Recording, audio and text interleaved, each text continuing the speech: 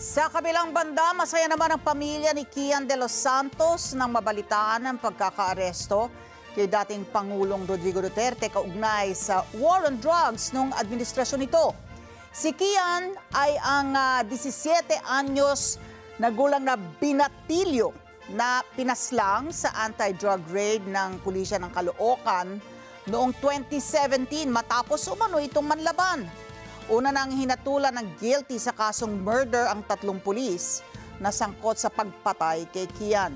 Ayon sa tiyuhin ni Kian na si Randy de los Santos, ilang taong hinintay ng kanilang pamilya at ng pamilya ng iba pang biktima ng drug war na mapanagot ang mga dapat managot sa pagkamatay ng kanyang pamangkin.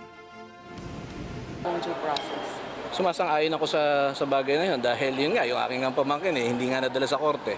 Ang daming akusasyon na binato noong pinatay ito. Mapalad ang ating Pangulo dahil mabibigyan siya ng pagkakataon na ipagtanggol ang kanyang sarili. Dahil tanong lang naman nagkaroon ba ng malawakang patayan? Ang sagot naman, alam nating lahat, oo. Kahit kailan, hindi ako nawala ng pag-asa at kahit kailan naniniwala ako sa katarungan. Maraming salamat sa inyo pong pagsubaybay sa Mata ng Agila Primetime. Para malaman ang matatag, matapang at matapat na mga balita, i-follow lamang at mag-subscribe sa @Net25 TV.